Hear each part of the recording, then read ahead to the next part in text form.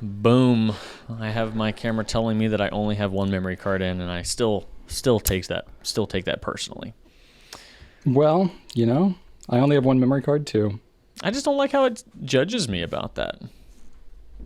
I think it's just giving you information, and you can infer from it what you will. No, it's red. That has subtext to it. When it's red, it's trying to say something a little judgy, and I don't appreciate that. If it was green, then I'd be like, okay, cool, thank you for the information. But it's red.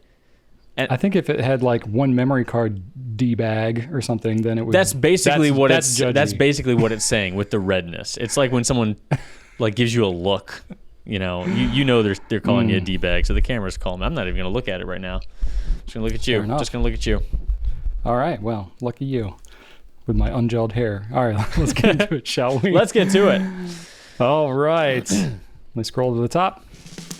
Welcome, everybody, to episode number 14 of the Goulet Pencast, where fountain pens are still a thing. I am Brian Goulet. And I am Drew Brown. And we are here from Goulet Pens to deliver this casual and informal, tangential, and extraneous, superfluous, and extemporaneous fountain pen show, where we talk about what's going on at the Goulet Pen Company and our fountain pen lives. In today's show, we're going to talk about our experience each using the TWSBI SWIPE for the past week, which pens are great for teachers since the school season is starting up, here in the US at least, and our perspective on conscious consumption as an online retailer. What is that about? I'm sure Brian will have a very short answer for that one. That's deep dive chum right there. That's just like luring me in. So we'll get into that. But first, we're going to start off with some feedback. Drew, what have the people been saying? Well, I got one little bit of feedback on a different video, not necessarily on last week's podcast, but it was a slice from an earlier podcast where Brian and I discussed how our perception of fountain pens and their place within the world has changed in the last 10 years since we've been working here.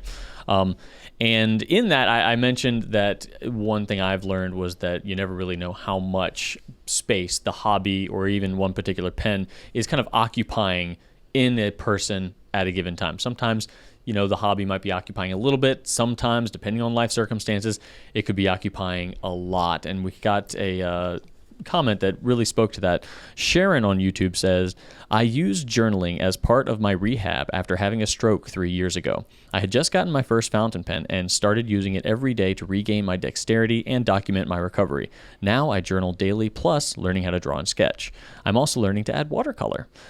It would have been a very sad case without pens, inks, and journals, and a greater sense of possibility. They have literally helped me get through the hardest period of my life. Great video. And wow.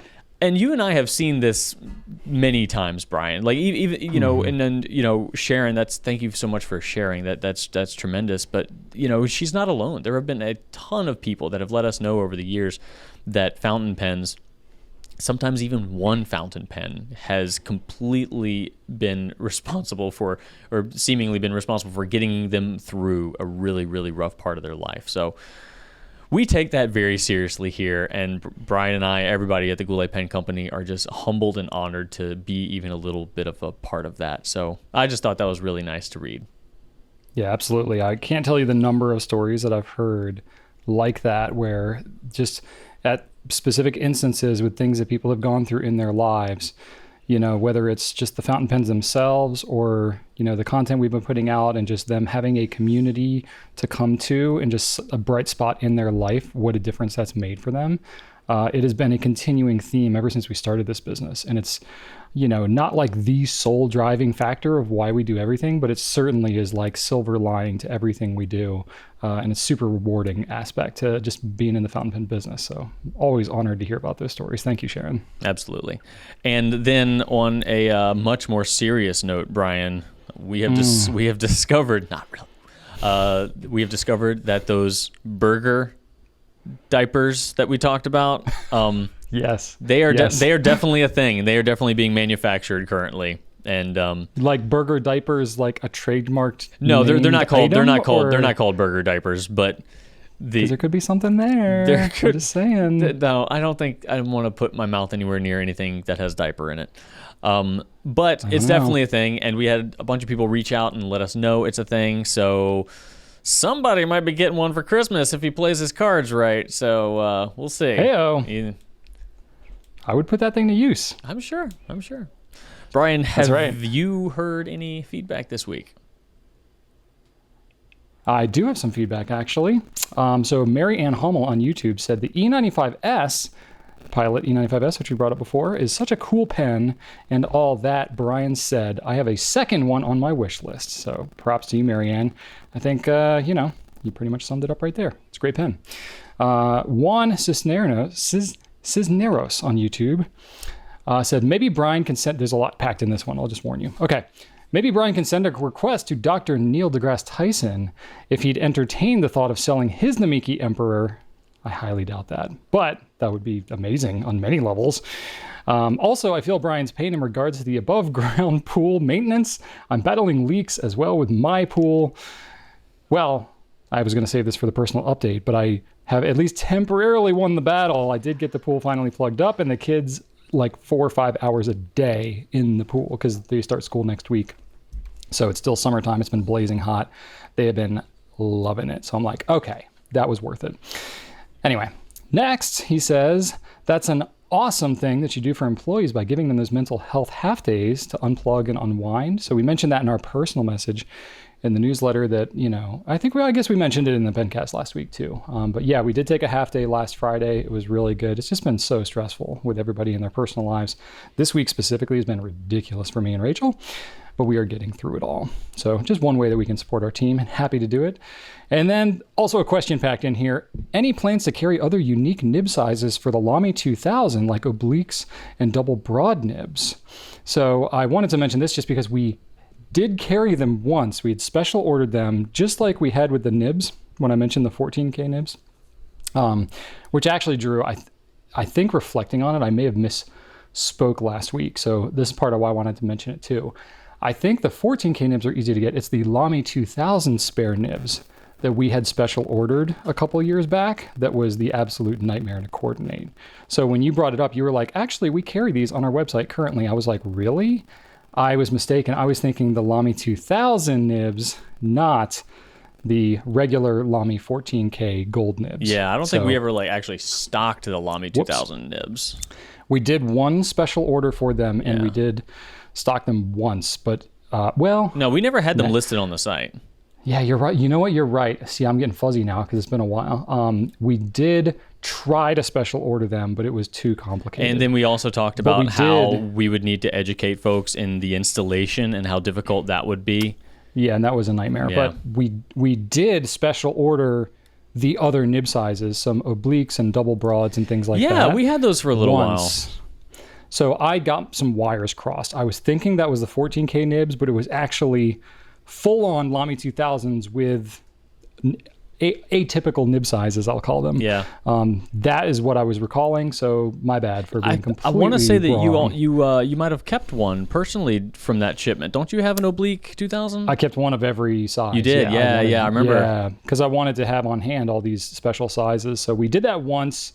It was really difficult to coordinate, took a long time, and surprisingly, the demand was not that high. They were kind of hanging around for a while, and people just didn't really want the obscure sizes. And I'll say, in terms of obliques and how they go, it wasn't that oblique. It wasn't enough of a difference of a nib grind to warrant all the extra trouble. So we decided after we did that initial stock, we would not restock. So unless Lamy USA decides to bring it in as a regular item, which I doubt, I don't think we'll have them again, but you never know.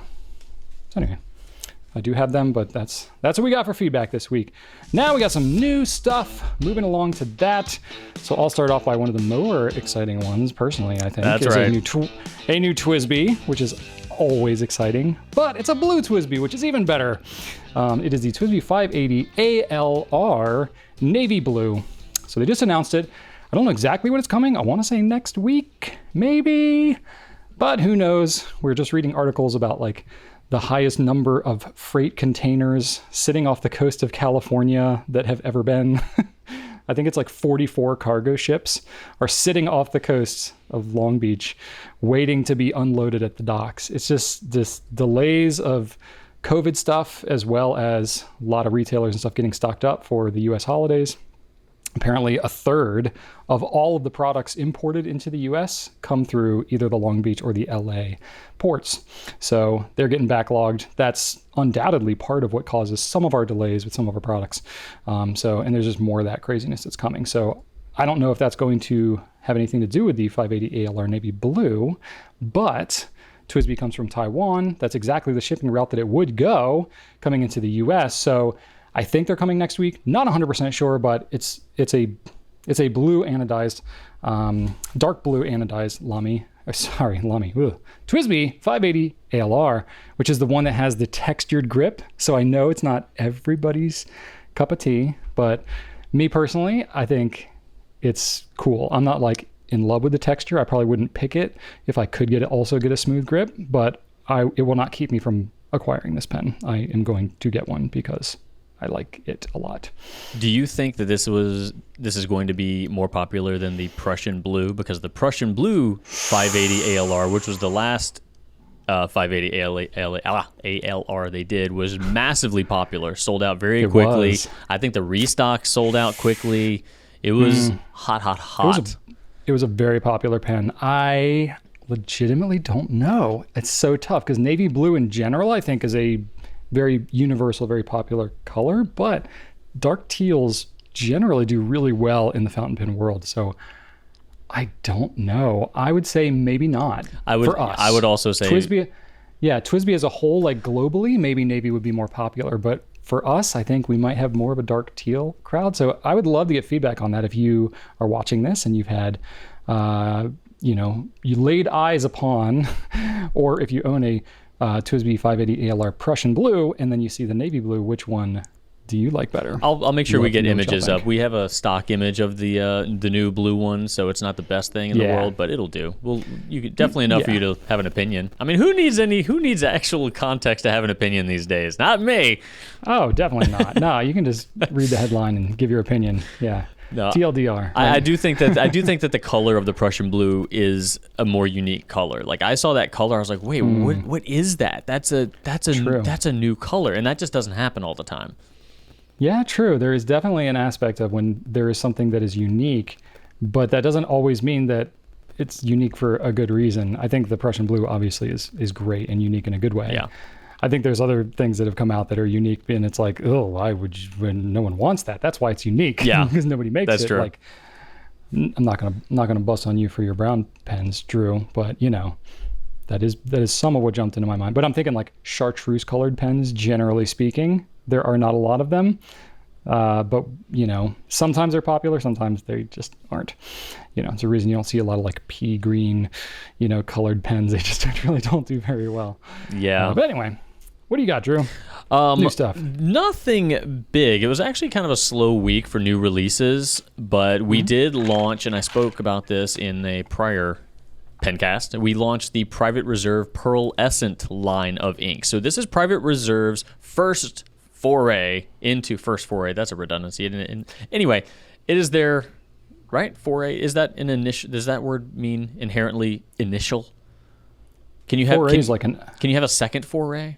Or does foray mean your first entrance into something? Or you can have multiple forays? Actually, forays. A great question. Can you jump? I think of a foray. Foray is like an entrance, but you know what? It's one of those things I've only ever heard in context. I've never actually looked up the definition. I've only ever heard it used like when it's... You keep talking. You keep talking. I'm going to look it up. Anyway, it is their first entrance into the pearlescent genre of inks. So there have been other ink companies that have brought out some pearlescent versions in the past, and Brian looks like he has something to say, so...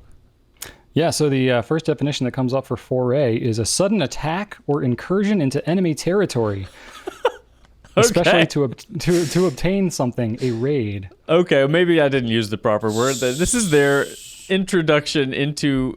Anyway, they're doing pearlescent inks. Yay! If pearlescent inks aren't necessarily your thing, if you've tried them and you're not a big fan, I would still... encourage you the next time you might be picking up some ink samples, pick up one of these because they're unique in the pearlescent ink world. The particulate that makes them shimmery is very, very fine, like a dust, and it stays suspended in the ink a little bit longer. I mean, it definitely settles like everything else, but when you write with it, it's more evenly distributed than a lot of other shimmery inks that I've tried. And it dries insanely fast too, like disturbingly fast, like faster than some inks that are marketed as fast dry inks. You can, like, if you take a cotton swab and you wipe it on a whole full soaking wet cotton swab, stroke it across the paper, you can see the ink dry. It'll be wet and then just gone, and you can rub your hand on it. It's kind of freaky. So I wonder why that is. I don't know, man. I think because it's like maybe mostly particles and not mostly water-based ink. I don't know. I mean, you and I both experienced a number of pearly, shimmery kind of inks. I mean, I don't know if I know like one specific pattern or trend with their dry time or anything like that.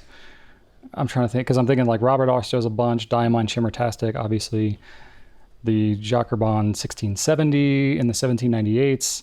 Now you have these PR ones. There's some others like Diatramentis. So there's a number of them out there now. Maybe I'm thinking like, I don't know. But anyway, it's interesting enough to give it a shot. I'm not a huge fan of pearlescent inks myself. I don't use shimmery inks in my everyday fountain pen life. But neither do you, Brian.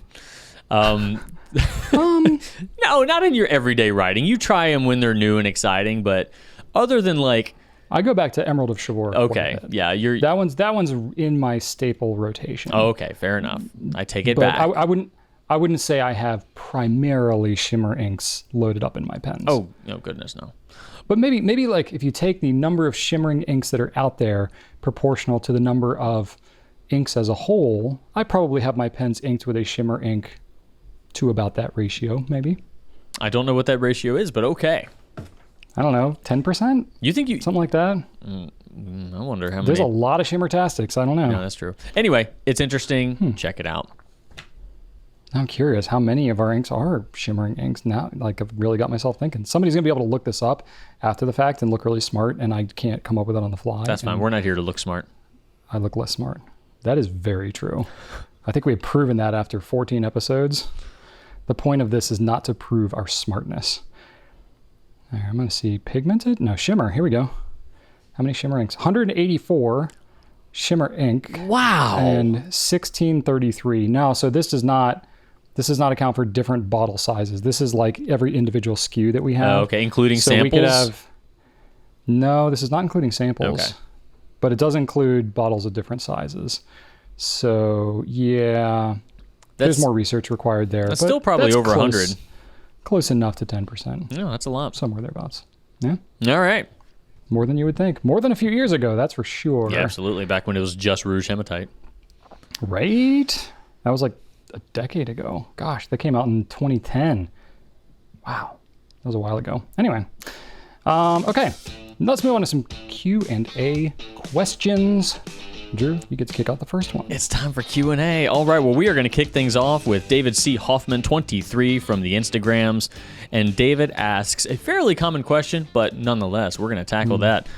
David asks, how to store fountain pens for overseas travel. So, Brian, you've actually answered this one a few times. Yeah, we have done some other videos on these. We have it in our Fountain Pen 101 series. I think we might have done it a couple of times. And then we've answered it several times over various Q&A questions over the years, and we may have sliced them out. So we probably have, I don't know, half dozen videos or so out there kind of addressing this. This is just one of those funny things. I think it's a lingering assumption about fountain pens, more so than it is based on like reality of what actually happens. I think back when fountain pens were more common as a writing instrument, and you had, larger pens with ink sacs and things like that, just different filling mechanisms that were more susceptible to pressure changes, combined with an overlap of the rise of air travel with, kind of the everyday, commuter, business people and so on. I think you probably saw an overlap there where there was less like cabin pressure control and more susceptible fountain pens that just created that situation to happen. And it was probably just memorable when it did happen. And in fact, I think there was even kind of a joke with a Mont Blanc or something with Steve Martin. Like he was flying and had like a Mont Blanc in his pocket and he was going like this and had like a big ink splotch like all over his pocket. You know, I don't know whether that was staged or real or whatever. I think it may have been staged. It may have been just a joke, right? But I think something like that sticks in people's memory. And then they just assume that fountain pens are going to leak everywhere if you fly with them. But I got to say, after being in this thing for over a decade, having flown quite a bit myself with pens, and not even quite a bit like trying to protect my pens, I have intentionally done everything wrong with my pens, trying to see how badly I could get them to leak on a plane. And I've just never had anything that dramatic happen, like almost to the point where I'm disappointed.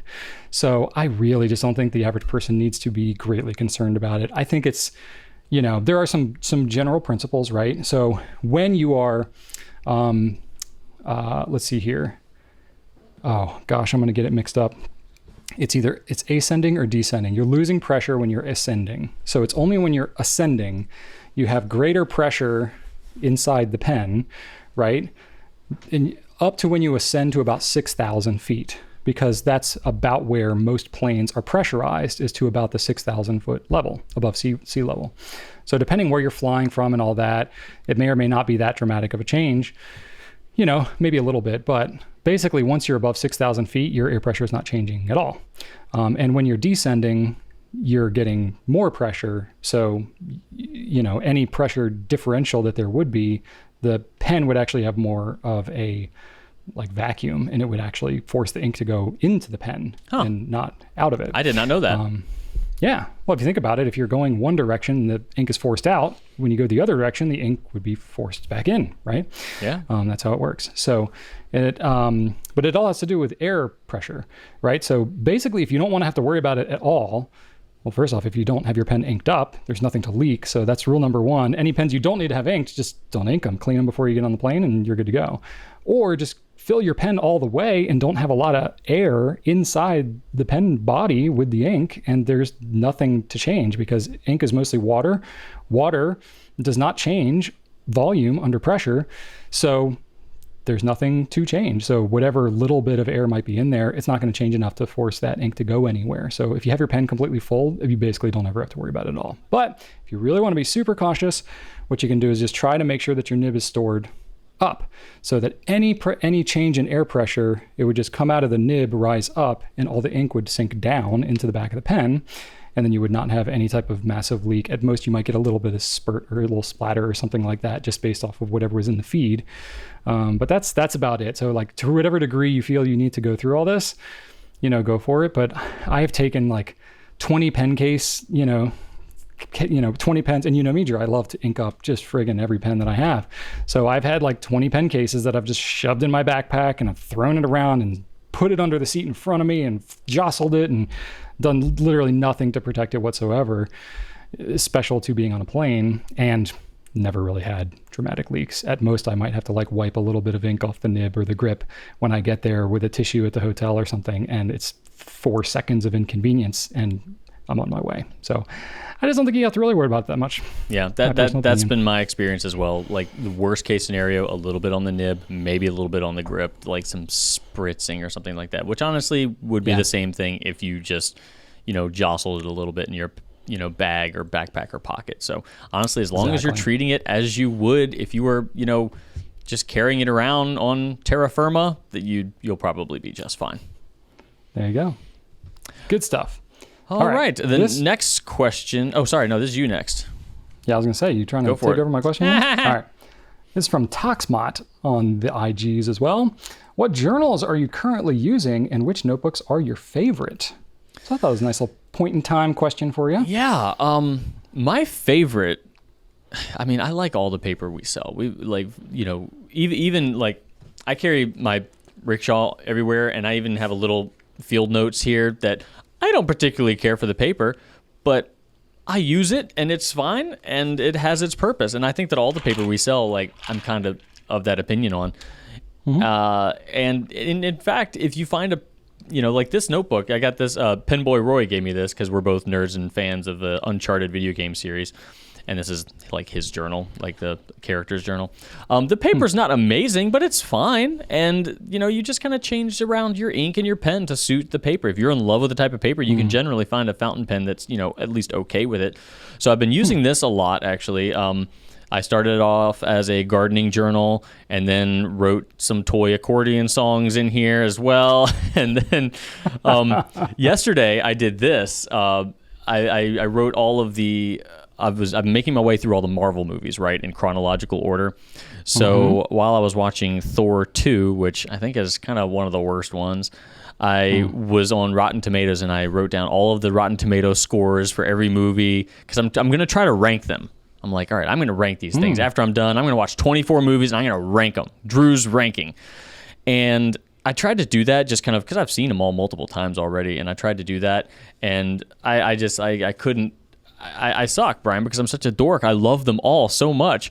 I tried to give them all like scores from 1 to 5, and I only gave 3s, 4s, and 5s. I couldn't do any 1s or 2s because they're just, I love them all so much.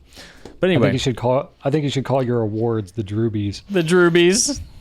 I like that a lot. Yeah, basically, everybody wins. You're all wonderful. Yay. So hey, Drew, that freight delivery that I mentioned off camera is currently here. Okay, so go do that. We're gonna pause for a hot second, and I'll come back. All right, Brian, you get everything taken care of? Yes, it's all good. Good job. Yes. Good job. Thank you. Very exciting. It's one of those things where like they're supposed to deliver it a couple of days ago, and then it got delayed, and then it's like the worst time. But thankfully, there's a break in the weather. By the way, we have like Hurricane Ida coming up the East Coast, and we're gonna be getting some of that today in Virginia.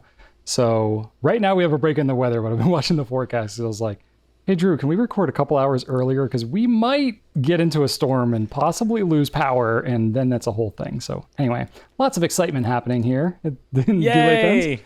Anyway, so delivery is good. Everything's okay. And we can Excellent. keep on talking about journals. Yeah, well, the other one that I use on a regular basis is this thing. It's like a wax canvas, sort of traveler's-esque book that I got from the Raleigh Pen Show a few years ago from the Franklin Christoph table.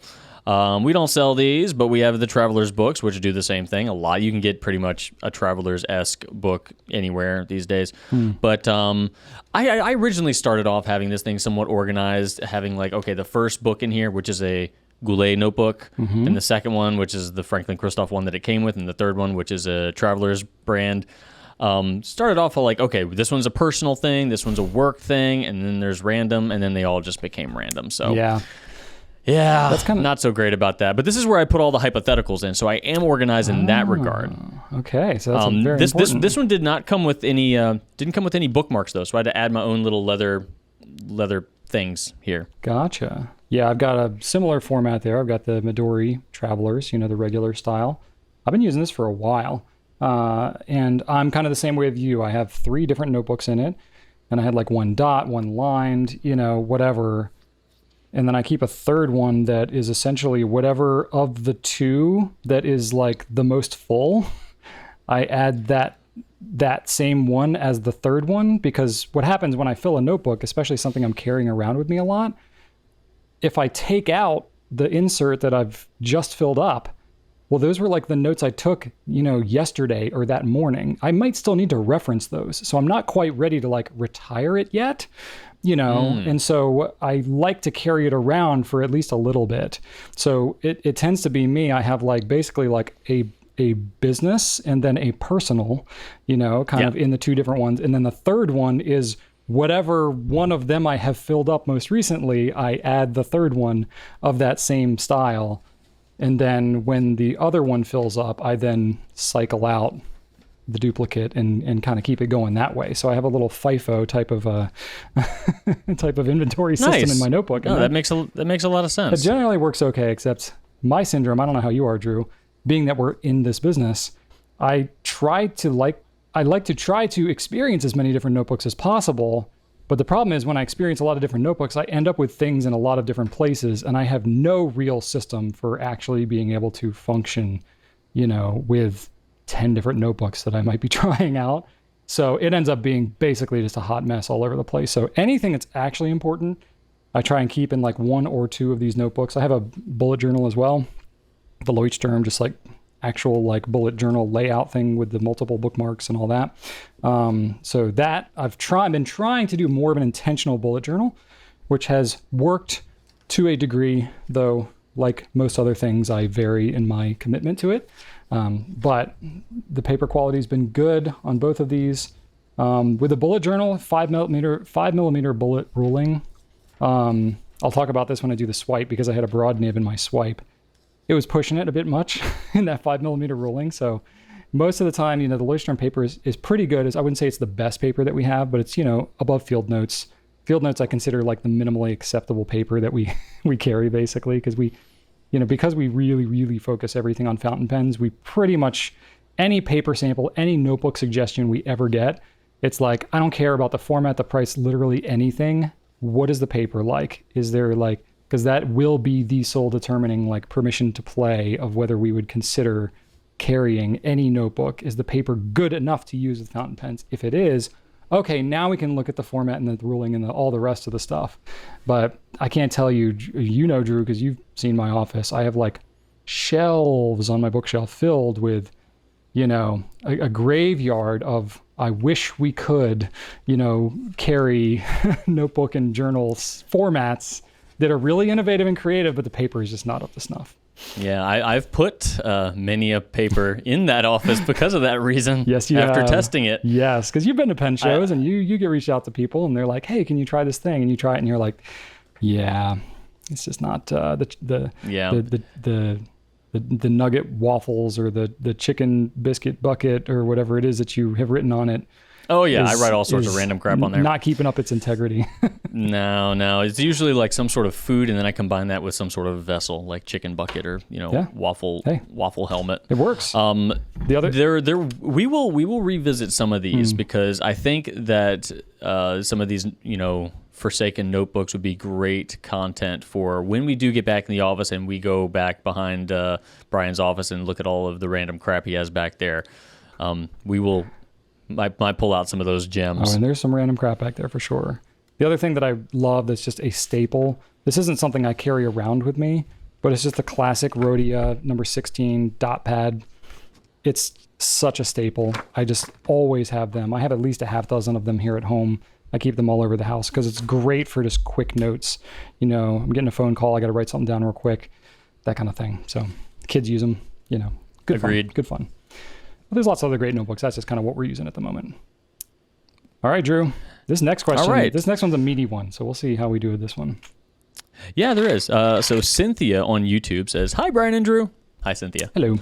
I enjoy your insights and humor. I wanted to ask a question related to the discussion about where pens are manufactured. We had a previous question about whether or not we would ever consider doing some sort of filter that ran our products through a sortable origin of manufacturer for the website. Country of origin, yeah. Mm-hmm. Since I have been using or collecting pens, I've noticed that pens from some countries/companies are very inexpensive. Is there any way to ascertain that these companies use good employee practices and pay their workers a fair wage?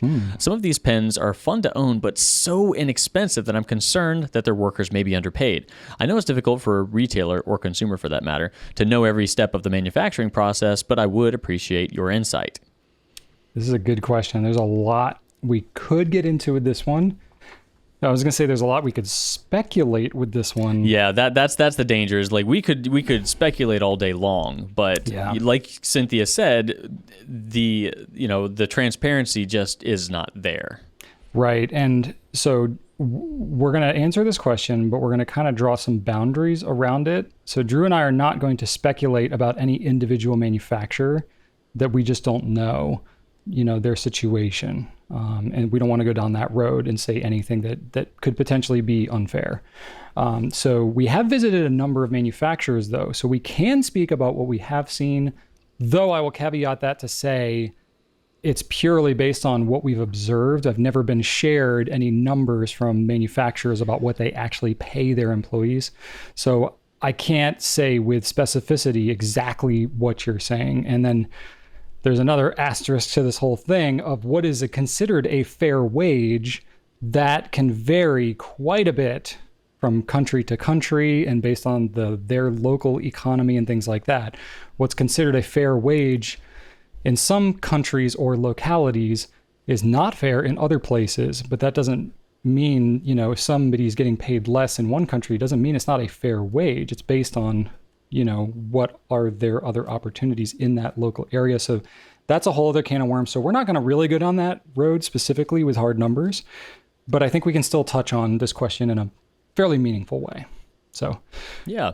And just kind of stick to what we have observed. We don't want to get into, we are totally fine getting into nonsense when it doesn't matter. Right. This is one of those situations where we're actually not okay getting into stuff we're not confident about. Yeah. But Brian and I did together visit some factories, and then Brian and Rachel have also visited some, and Brian's visited some solo. So I can definitely say that when you and I visited both Monte Grappa and Aurora, there were a lot of instances where we observed even multi-generational team members working at some of these factories where, I think that, mother and daughter working together. Aurora specifically, I know that they have, everybody that works at the Aurora factory has these embroidered like Aurora black vests with their name printed on there. Like everybody at that factory was really happy to be there. It seemed, again, I'm trying not to speculate too much, but there were smiling faces and they were happy to see us. I think that everybody in Monte Grappa included. I got a good vibe, not stepping too far out of my zone, but the vibe was good. There were smiling faces. Everybody seemed to be passionate about what they did. And I didn't get any sense that there was anything but appreciation for the manufacturing art and the history of the company. Everybody did seem engaged and proud of what they did there. Yeah, absolutely. I think, in general, this whole industry, I've again, as Drew mentioned, I've toured more factories. I've been to Peniter, I've seen Mayora Natuno, I've seen Lamy, Stipula, Platinum. I've been to Pilot USA, their distributor, as well as Noodlers, which is Nathan, so I guess that technically counts. How was his culture? Do you think that I would say Noodlers is the only one that doesn't have fair wage, but that's Nathan. Yeah, I was about to say I'm pretty sure he underpays himself. Nathan definitely underpays himself, and that's no secret. He wants things to be as economical as possible for the end consumer. That is purely within his right to do that for himself. But going back to what you said, Brian, like to him, that is fair. It is a fair. Exactly. So to him, it is a fair wage. He's like, what else do I need? I have food, I have shelter. There's no law or regulation that's saying that Nathan should pay himself more than whatever he chooses to. So, and I actually don't know how much money he makes. So that's speculation in and of itself. But I know he specifically is very proud of his frugality in the way he runs his business. But that said, again, kind of what Drew said, what I've observed has kind of felt like that. You can infer quite a bit based on the people that you meet, how long they've worked there, the conditions that it appears to be, the equipment that's there, how just well everything is kept up. Being a business owner myself, I know it's hard to run a good, stable operation where people are happy and stay there a long time if they aren't being treated fairly. And what I've been able to observe based off everybody that I know in the fountain pen manufacturing is that it's just not a big enough industry to be a commodity. I think you tend to think of when something is highly commoditized, there's a lot of competition, maybe even on the manufacturing side, which tends to drive costs down. And when consumers are demanding lower costs, that always gets pushed all the way back to the manufacturer. And then that will ultimately impact, the lifestyle of the workers and the conditions that they're in. And so in general, in fountain pens, I don't think that the environment itself is highly conducive to, kind of unfair treatment, because it's just such a specialty kind of thing. It's a very passion-driven industry, even from the manufacturer side. You're dealing with multi-generational, often family-owned businesses that have been around for generations. And most of them are not very big operations. They're just, 10 people, 20 people, and some of the smaller ones at the manufacturers. Some of the big ones might have 50, 70, people. The really big ones are like Pilot, Lamy. You get a few hundred people, maybe more, but it's just not that big of an industry. So I think that when you're getting into probably, I'm walking into speculation territory here. I don't want to speculate, but I think generally what we may tend to assume as industries where people may be taken advantage of tend to be more commoditized industries. I think when you have very passion driven, very specialty type of things, it's just people tend to get treated better because their skills are specialized. Their companies invest a lot in their team. I know we feel that way. We treat our team really well because fountain pens are complicated and it takes a long time to learn them. And, fountain pen customers have specific interests and needs, and we just don't want to see people cycling through all the time. So we try to treat people really well, pay them really well. And I think a lot of that translates through. So to get to kind of the heart of your question is like, how do you make an assessment of that? It's really tough. I would say just go with your gut. If you feel like something is really inexpensive and you're like, I just don't know where those low costs are coming from, then if that's something that's really important to you, maybe just say, okay, I'm going to choose to buy from somewhere where I know those people are treated really well. Maybe I won't buy from somewhere where I don't know. I'm not going to assume the worst in every situation, but if that is something I value, that's a purchasing, decision that I make, I'm going to make a choice to buy from somewhere that I know does pay fairly in these types of things. And then you'll feel really good about that for yourself. And at the end, the consumer is really the one who calls all the shots, because if the products don't sell, that manufacturer ain't going to be in business. So you ultimately are voting with your dollars. And if things that are important to you, be it the labor or whatever aspect, if you are thinking about these things, and I'm alluding to a future question that we're going to get to here in the next two questions, having that consciousness about what you're buying does have an impact in what actually gets manufactured in the big picture. Yeah, and I'll also say that the thing that runs this entire industry is passion. Mm-hmm. And that is something that no one would be buying fountain pens right now without a passion for them. And just like, anybody watching this right now has to some extent a passion for fountain pens, or they just like looking at Brian, I don't know, but the odds are you are passionate about this. Most of the people that we have, all of the people that we've visited have that same passion. Speaking from my personal experience, we took factory tours of Montegrappa and Aurora with Cesare from Aurora and Giuseppe from Montegrappa. They knew the names of everybody on the floor. Yeah. They didn't just know the names. They knew where they came from. They knew their experience. They know their previous, where they found them, or like what they were doing prior, why they brought them aboard, who is connected to who. Like it is a family. And we saw that passion transcend. And they can't make really good fountain pens without being able to channel that passion. So I would say, watch some content, watch some videos, go to their website, read their about us, look at the history. Both Giuseppe and Cesare are, second, third generation fountain pen, leaders. And that, again, is where that passion gets plugged in. So if you're curious about a brand, do the research, check their website. We've got some factory tours on our site. There are other retailers that have, similar tours.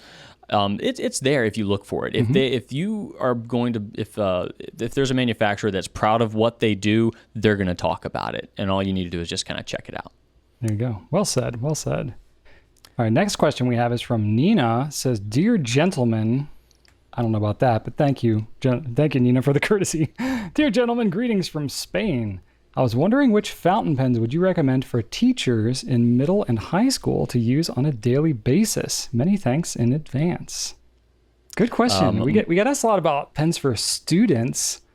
Do you think that pens for teachers is much different? I tend to kind of fit them into the same category personally, but I don't know. I'm curious what your thoughts are. Yeah, I would put them in a pretty similar category. My short answer is pretty much anything Lamy or TWSBI, because they're both durable and efficient, and they're gonna write pretty much every time, and they're gonna withstand some falls from a desk onto some floor that probably needs to be updated. Yeah, so you think durability is probably pretty important. I would think reliability, just how can you pick it up and start writing with it, that kind of thing. I like the TWSBI for the ink capacity, because I think that especially if you're grading papers and things like that, you don't want to have to stop and ink up your pen all too much, and you're probably going to be sticking with one color for a long time.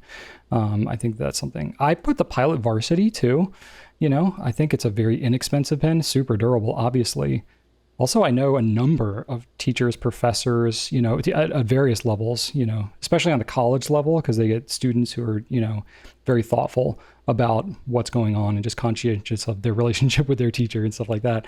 Number of professors I've talked to that will be using a fountain pen, and their students will come up to them and ask them about their pens, and it starts a whole conversation, right? So I know a number of teachers that keep pens like a Varsity or Preppy or something like that on hand, so that because I think like any teacher, like to see a sparkle in the eye of your student is like the reason you do it, right? Like to make that connection, to inspire something that could be impacting them for generations is really cool. So I think there's a number of people that find a lot of joy in sort of evangelizing fountain pens to their students. So that's why I like things like the Varsity, maybe the Preppy or Profante, something pretty inexpensive that you can actually give away. And if you're using that yourself, could be really interesting and get a bond to a student, maybe get them into fountain pens.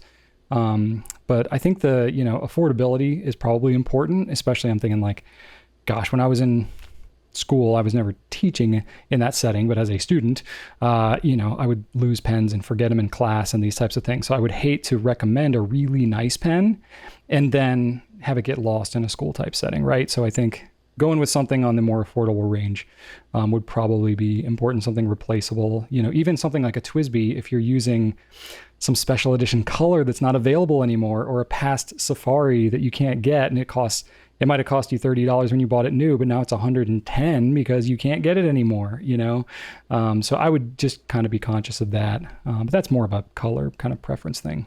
I think Pilot Metropolitan also might be a good contender. Very durable pen, snap cap, quick to uncap, pretty easy, could be used with cartridges or converter.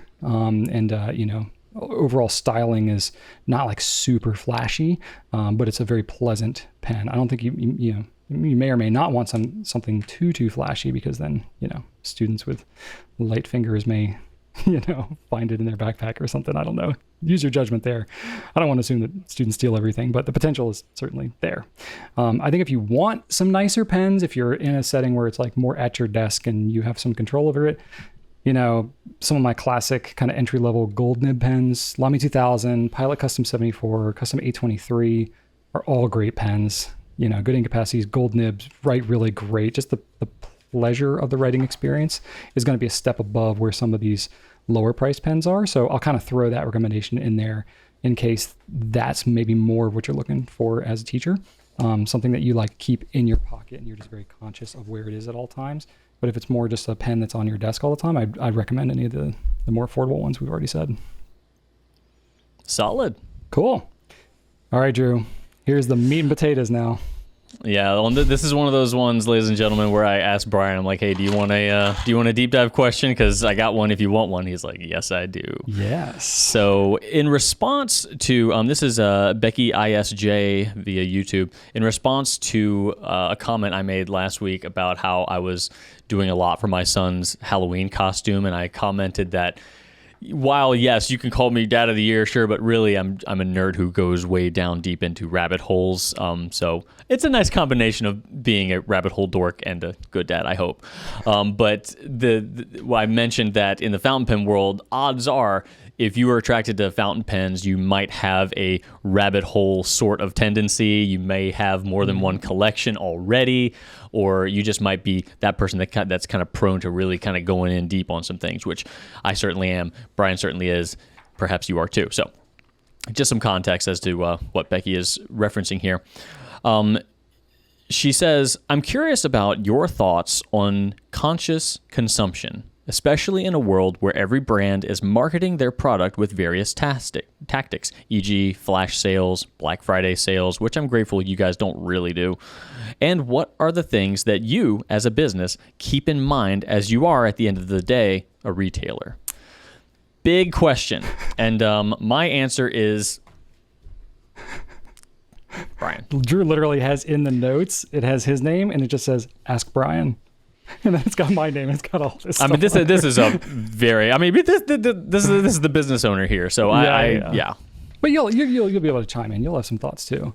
I thought this was really interesting. The timing of it was really good too, because in our personal message this week, in our company newsletter, we kind of alluded to the fact that we're not going to do a whole lot of crazy sales this coming holiday season. I explained a little bit of why, but yeah, I have to keep the personal message shorter than this pencast. So yeah, and we've never gone like completely nuts on it, and yeah, we've had some years we've leaned into it a little bit more, but it's usually pretty controlled. We always reserve ourselves on it, and we've been much more,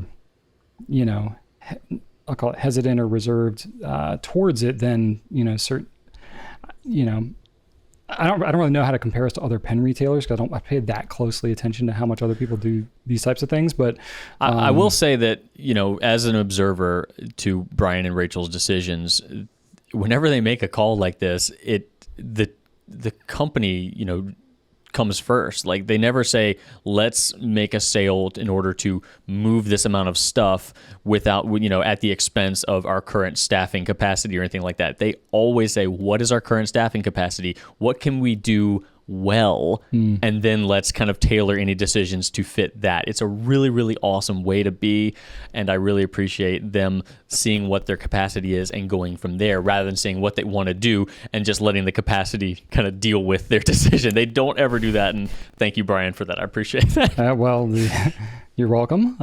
It's also a bit self-serving because, the harder we drive at everything, the more work it is for us too, right? So I think some of it is like, it depends what your goals are for the business. Some industry lend themselves more to pacing yourself like us. Fountain pens have been around for a long time. It's a very specialty thing. There are not new fountain pen companies cropping up left and right, disrupting everything all the time. So the pressing need to grow or die is not as strong in our industry than it might be perhaps if you were in the, say, electronics, or say you were making smartphones or whatever, where technology is everything and the number one player gets 10,000% of the business of the number two player.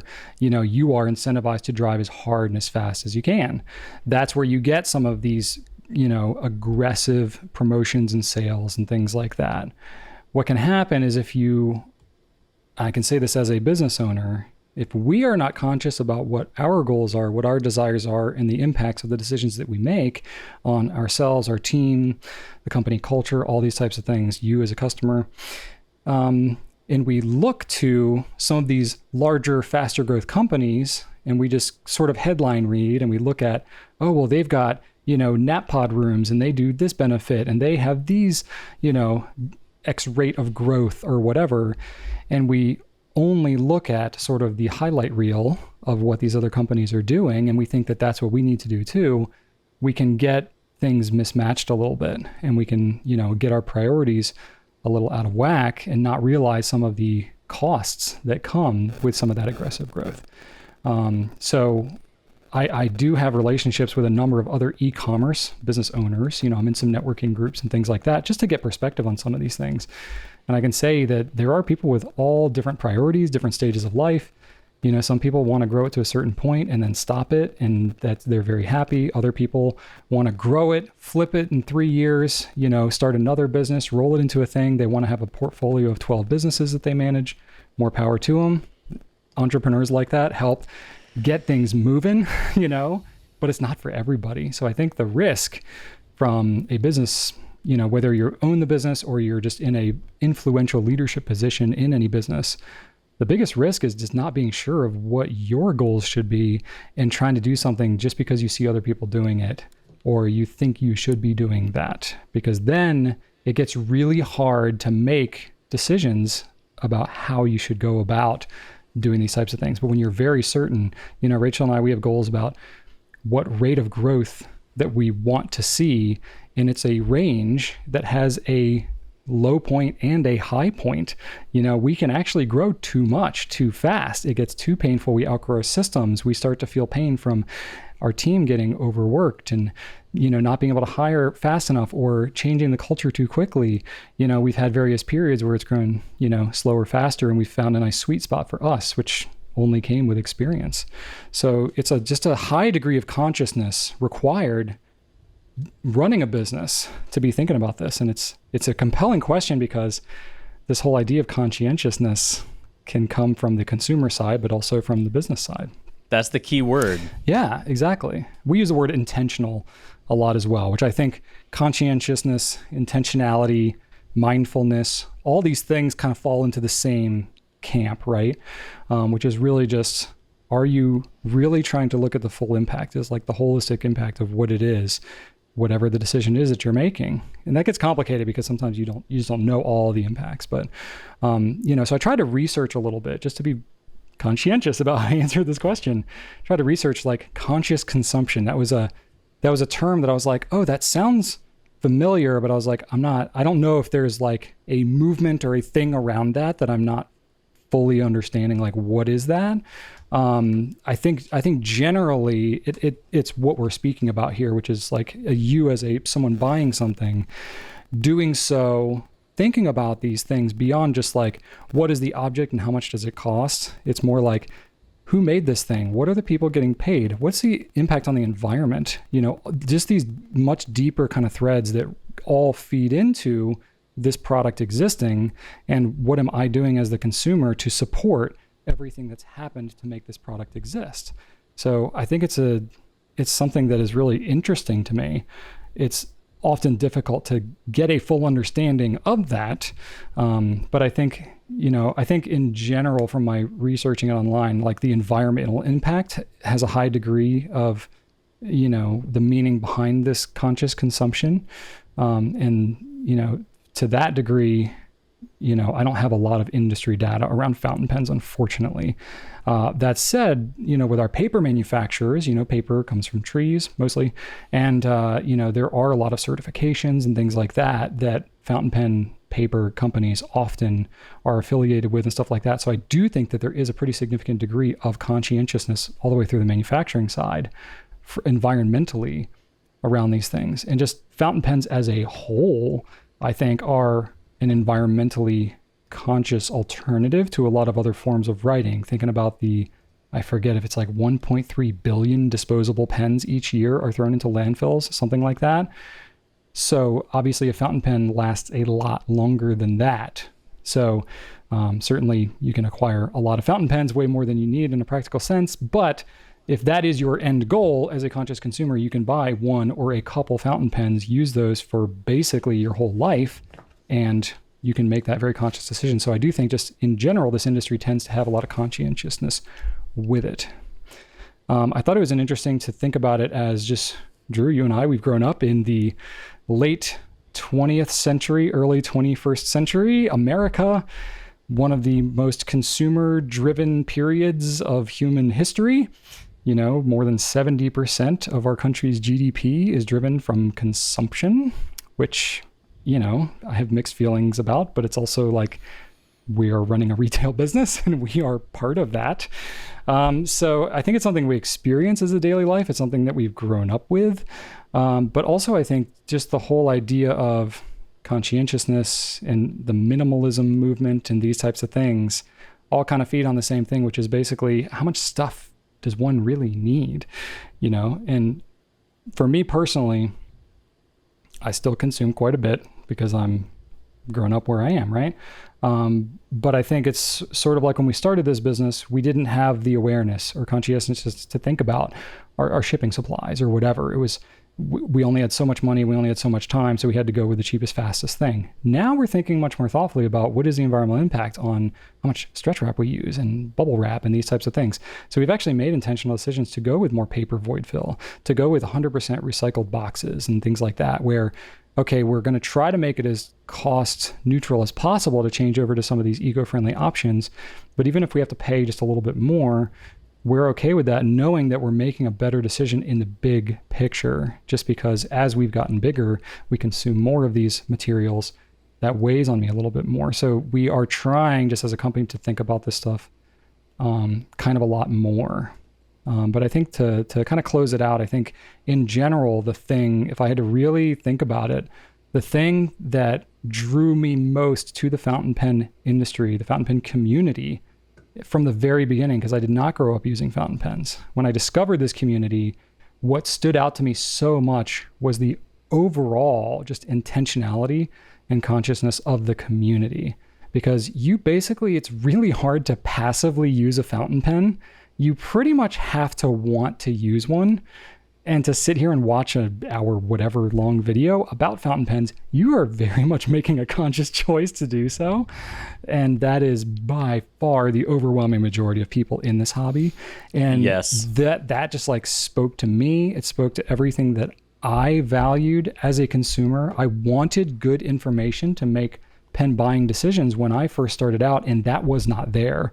And I looked at it and I said, I could do better than this.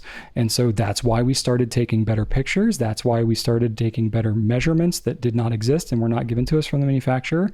We try to do tours. We try to get information. We do tons and tons of videos and, blogs and Instagram posts and all these other things for free, just to put this information out there to you all so that you can make the most conscious decision about whether you buy a pen at all and which one you buy and how you use it and all these types of things. So I would say we have that's like in our blood, that conscientiousness.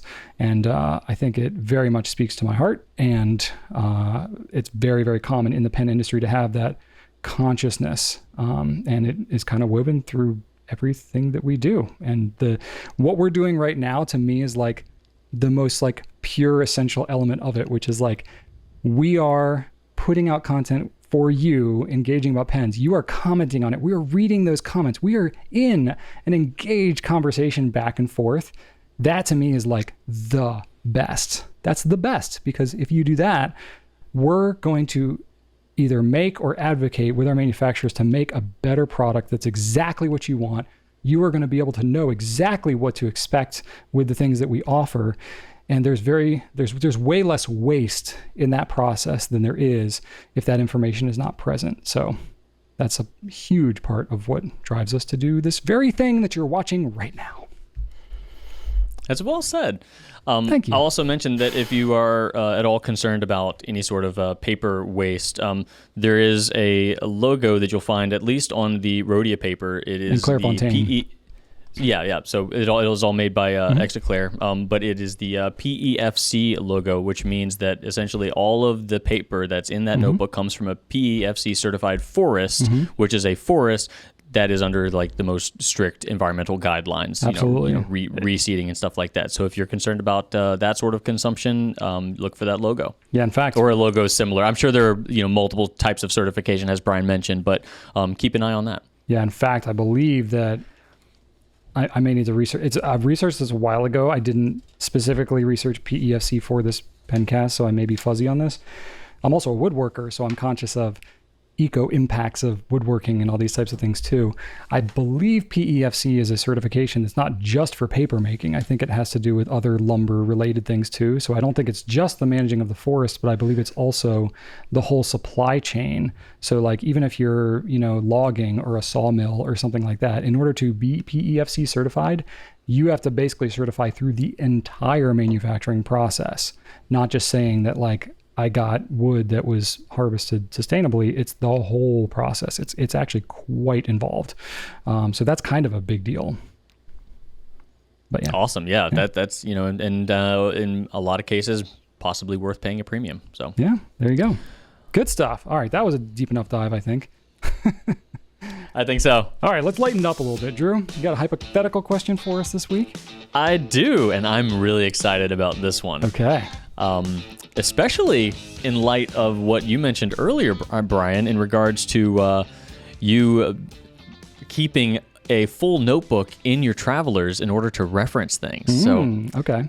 A little bit of an unintentional foreshadowing. So, Brian, I'm going to ask you if you would rather have a magic pen or a magic notebook. So, this magic pen is a fountain pen. Okay. Just plain black fountain pen, like a Sailor 1911 or something like that. A pretty standard cigar-shaped black fountain pen with like gold hardware. Can we make it a whatever. King of Pens if it's going to be we're going the Sailor route? All right, sure. But it's not going to be super exciting looking. And this pen, you can instantly switch between any ink that has been manufactured at a large scale and any nib size. You just either click a button or you think about it, whatever, it can switch to anything. And the nib always writes perfectly, subject to ink, of course, because the ink is going to do its thing. Okay. And So yeah, it's basically just a pen that will write with whatever you want at any time you want. Or a magical notebook. This notebook accepts any ink, dries instantly with no bleed, so it just writes just as you would love any notebook to write. So like imagine like Tomoe River that dries instantly, something like that. Just perfect. You know, all the pros of every paper ever made, everything you want. And then when you open the notebook, it opens to just whatever page you desire to open. It can open to any page you have ever written in it ever before, or it could open to a blank page. So it'd be like the one notebook I would ever need ever again. Exactly. Basically, one pen you'll ever need, one notebook you'll ever need. Wow. Infinite amount of pages. Again, this notebook is just plain black. Nothing swanky about it. Maybe you get an elastic enclosure, but you don't need any bookmarks or a table of contents or anything like that. Okay. So very plain format of either notebook or pen, but it has these magical properties. Yes. Are there any restrictions? So if I choose the pen, can I still use like whatever notebook I want? I just have to seek out and get that notebook, or am I limited on the notebook front? No, you're not limited on the notebook at all. Okay, because I'm thinking like, but you know, my kids notebook ask will me hypothetical questions all the time, and they would have something like this that's like, you can have a pen that can do anything, but you have to write on toilet paper, you know, or something like that. No, so it's not like that limitation. Okay. No.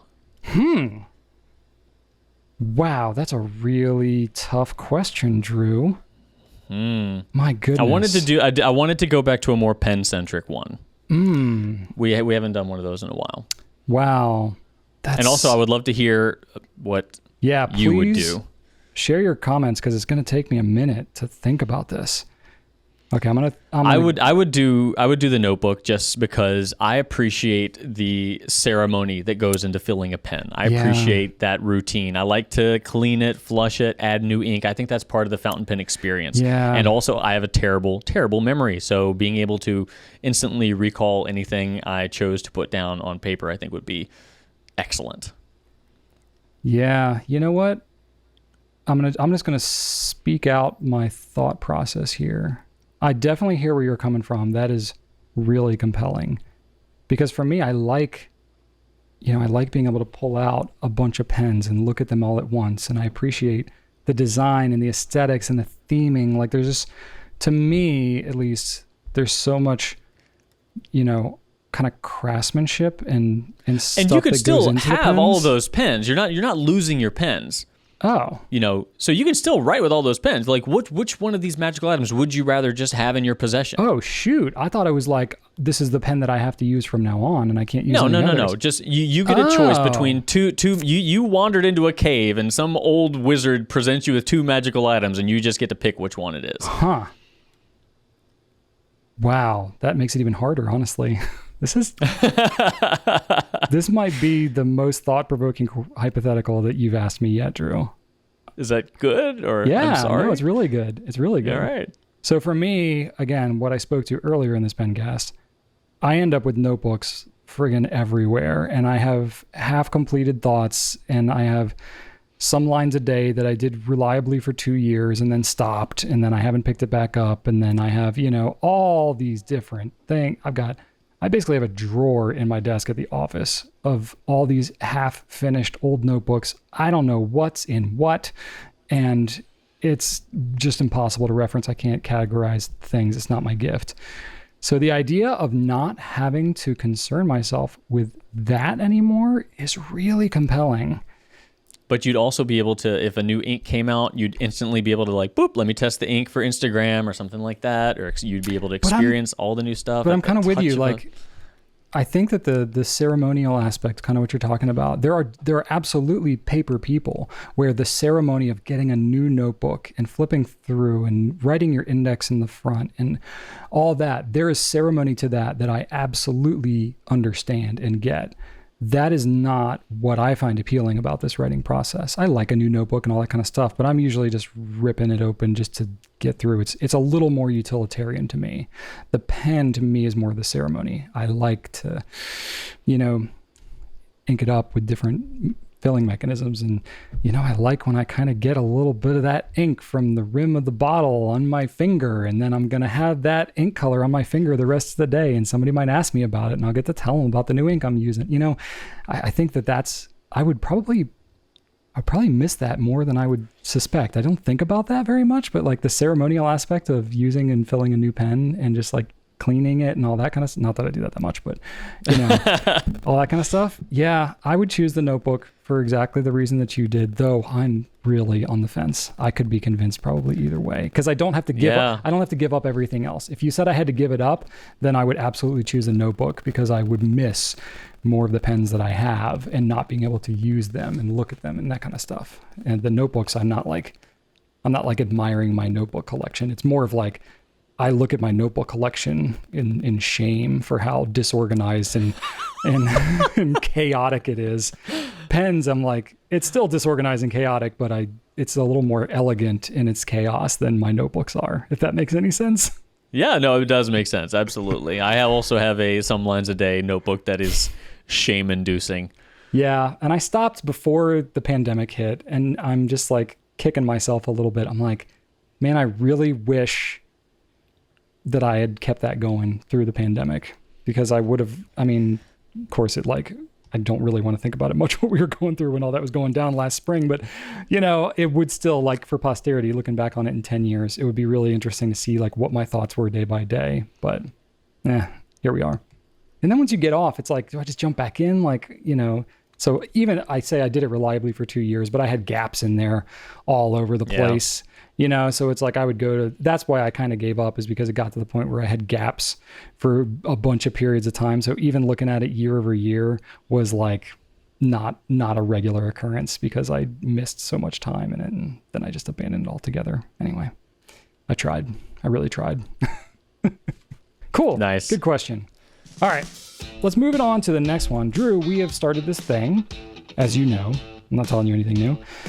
I guess I shouldn't say Drew. Drew and I have started this thing, to all you listeners, where we just pick in a pen every week and we're carrying it around and using it and then talking about it. That's as formal as it is at this point.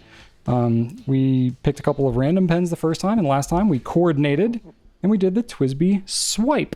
Since it's relatively new and there's a bunch of them out there, maybe some of you all listening have them or have opinions about them. By all means, chime in. We'd love to hear your comments. So Drew, it looks like you got the smoke one. I did. I did ultimately find my smoke one, but I couldn't at first. So I used the blue one and I just kind of stuck with that one. So let's start off with which color do you prefer? Oops. Well, that's a tough one, because I do like the dark teal. It's kind of that little Prussian blue hint, right? It is. But that's literally what it's called. Literally like kind of that color. But I like the translucentness, the lack of opacity that you have with the smoke. Yes. So I think for that reason, what I want is I want the smoke translucence with this color. That's really what I want. So I like the smoke just a little bit better. This color, it's, if I got to be honest, it's a bit flat for my taste, which is fine. Like, this is how the Lamy Safaris are, the shiny ones. It's just a flat color, and that's fine. But I like depth. I like interest in my colors. I tend to like, it's like, look at our premieres that we've done. It's like, it's all these ridiculous, swirly, crazy things, because that's just really interesting. This is a little more subtle, and that's fine. But I like the translucence. So for that reason, I kind of dig the smoke just a little bit more. Yeah, I also think that with TWSBI, they do have clear or transparent theming across the pen. Like the grip section is transparent, and I appreciate that which theming. It is on the blue one too, so it's the same grip. Right, but I appreciate the theming being throughout. So if you're going to have a clear grip section... From like different pen models, you mean? No. Like if you're going to have a clear grip section, give me some clarity elsewhere on the pen, not just the grip section. Oh, really? I think that feels out of place. A completely opaque pen, but just with a clear grip section, I'm like, wait, that's weird. So like a Lamy All-Star, because that's the same boat. Do you have I would prefer that to be opaque. Really?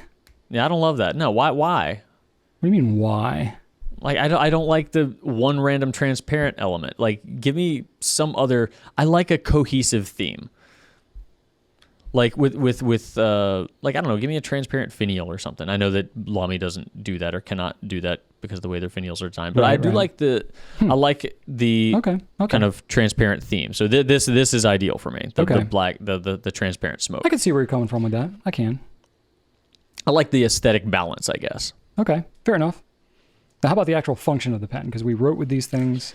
Tell me, like, what nib size, what ink did you use?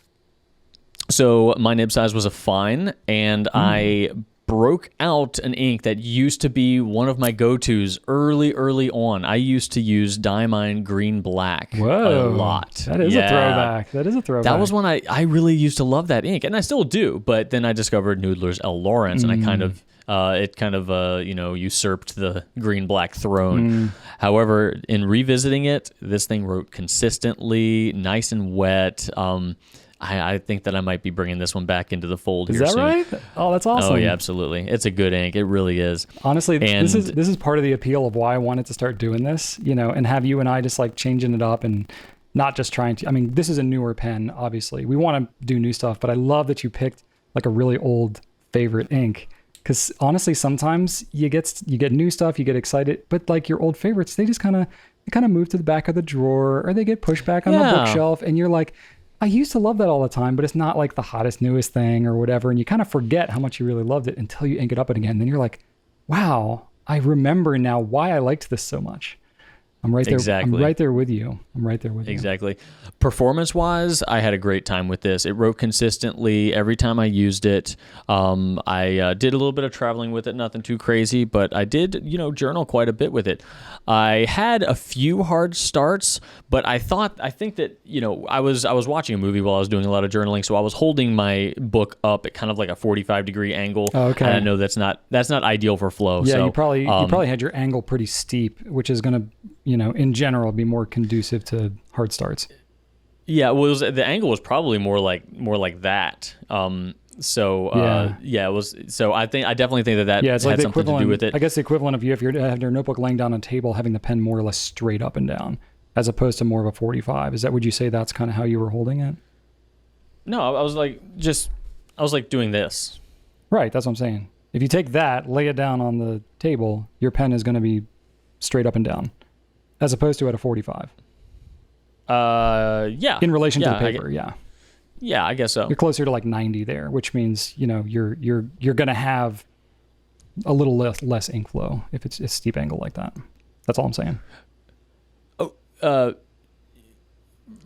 I mean, my writing angle was the same.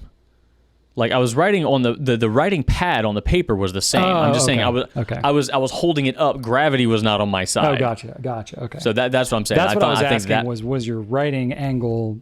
No. My writing angle's consistent. Yeah, okay, gotcha. No. Writing angle's the same. Okay. But just my orientation to the earth itself was different. Gotcha. But no, I really did like it. I only had a few my filling mechanism. So I went with the push button converter, the one with the spring loaded converter. The one that I felt like that was flung across the room in previous videos. Yeah. Well, no. Well, yeah, I did.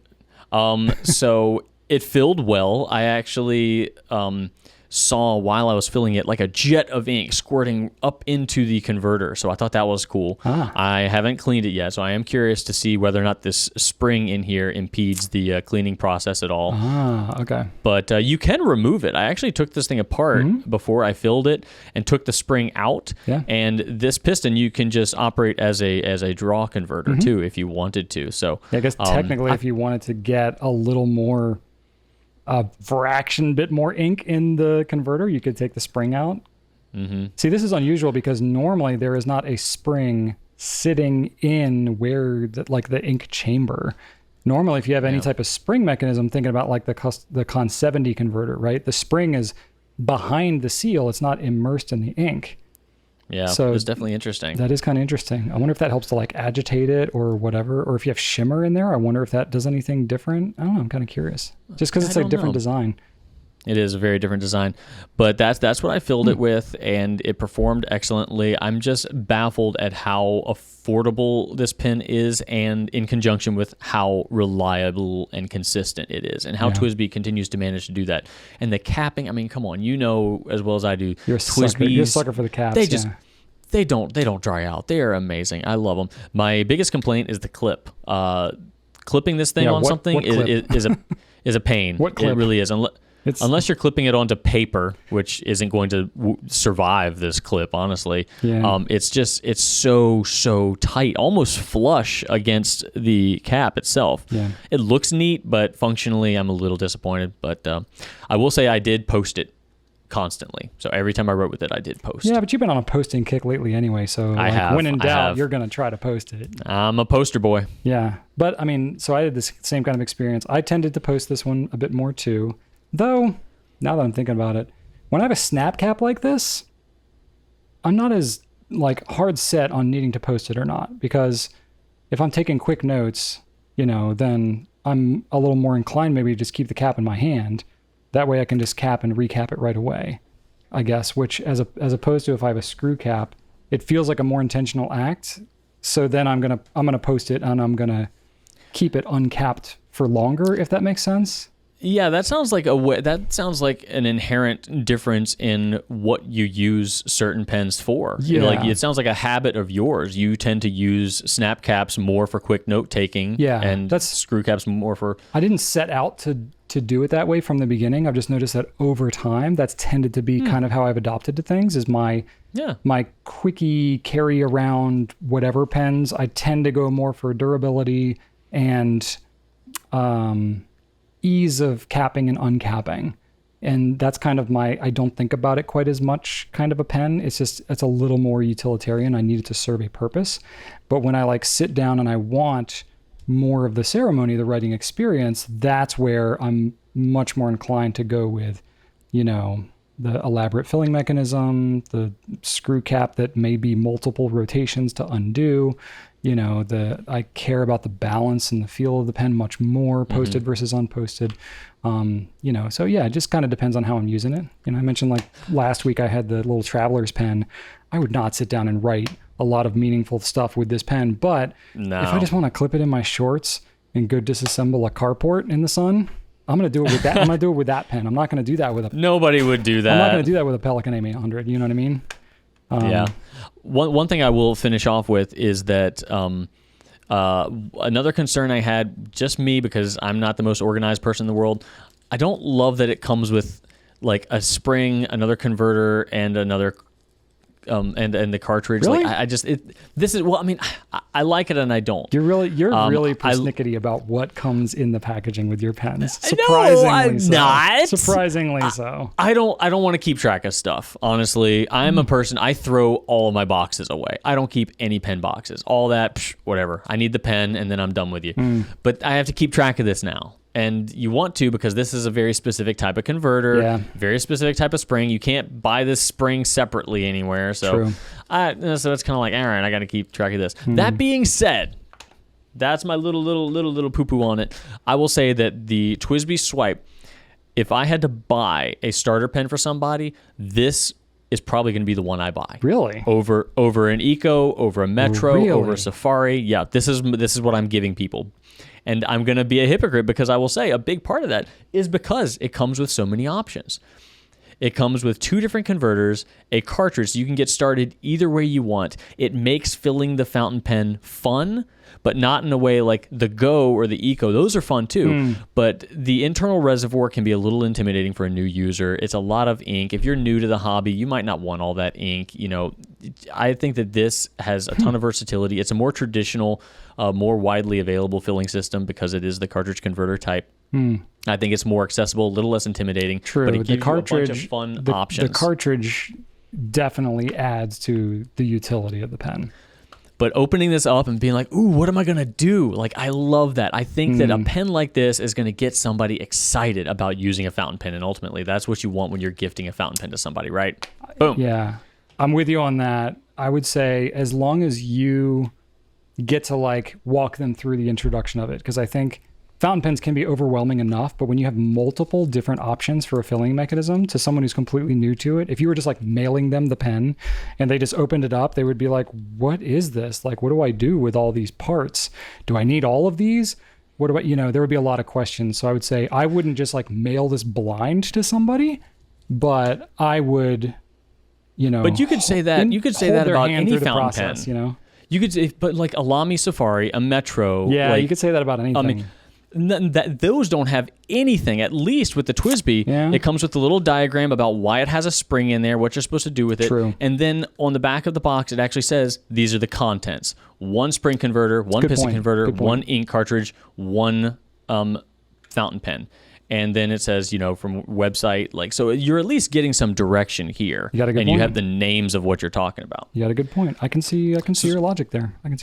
So what nib size did you get and how'd you fill it? So I'm glad that you chose what you chose because we did not specifically coordinate this. I had a very different writing experience. Not a bad one, but just I went with a broad nib because that's what was on this one. My other one was a fine. So if I'd gone with a smoke fine, we both would have written with a smoke fine. It's like, okay.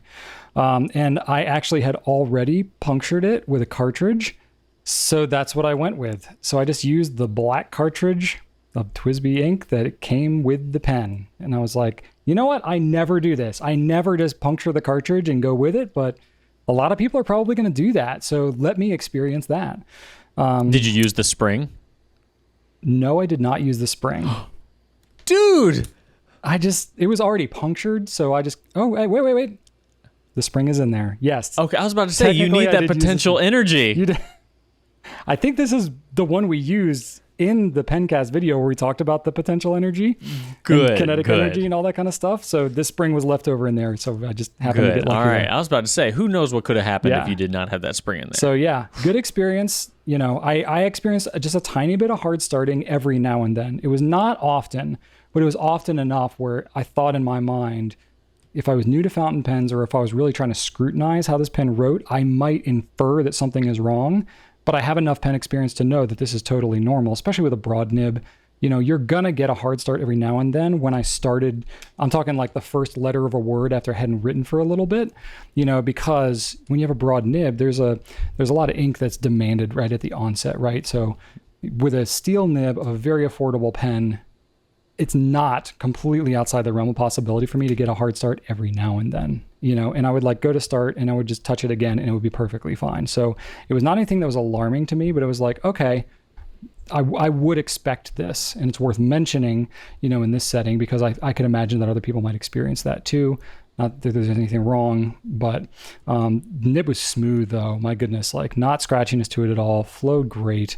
I haven't used just a straight up black ink actually in quite some time, especially in a broader nib. I mean, I've tended to use Noodler's Black as kind of a go-to, and I do that for Nib Nook a lot, and things like that. But just as a carry around, I do have some pens that I'll keep like a Noodler's Black for like signing papers and stuff, but I'm not often just like carrying that around and using that all the time. So it was interesting for me to like have no change. Like this is a very dark ink and it's just flat black, and it was just like, that felt weird to me. I kind of I missed having like the variation of the color and the shading and stuff like that, which I think it's the kind of thing like if you really like that, go with a darker black. The TWSBI Black seems to kind of fit that bill. No crazy properties or anything. It dried great. Dry time was fine.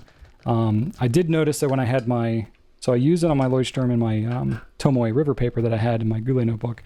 On the Tomoe River paper, I had to be conscious right after I'd taken some notes that, it was going to be wet for a little bit. So I did keep I think I kept like a napkin or something I grabbed off the kitchen table, and I just like kept it in between and kind of closed it on it just so it wouldn't smear. So I was conscious that would happen if I just didn't think about it on a paper that's that ink resistant. But that would be with any broad nib. I mean, that's not anything specific to the TWSBI.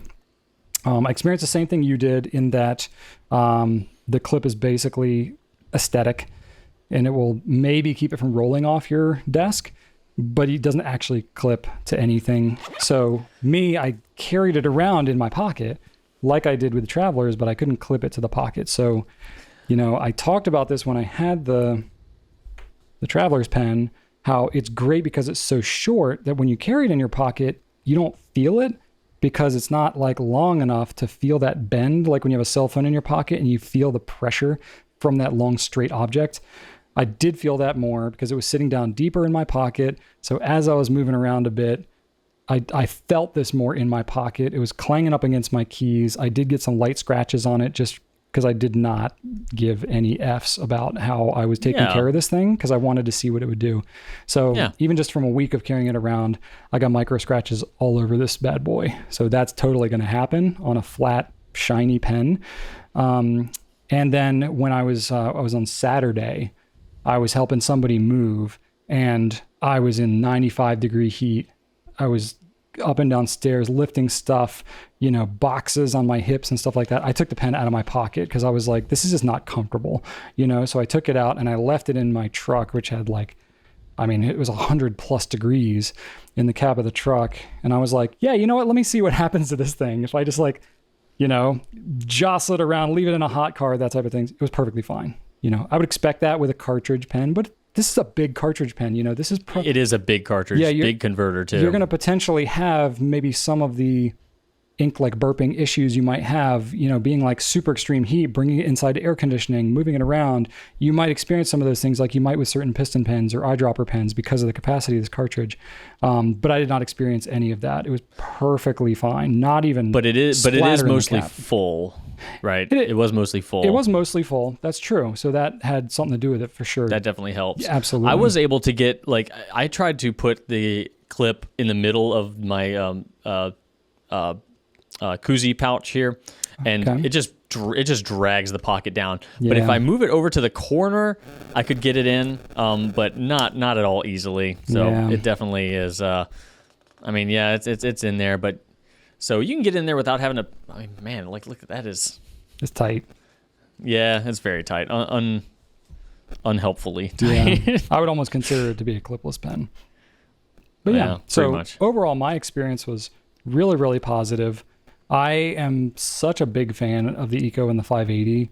I don't know that this pen would unseat the Eco as the go-to gift pen for me because tell me why. Part of what I really love about the Eco and the 580 is that unimpeded visibility to the ink sloshing around inside the pen.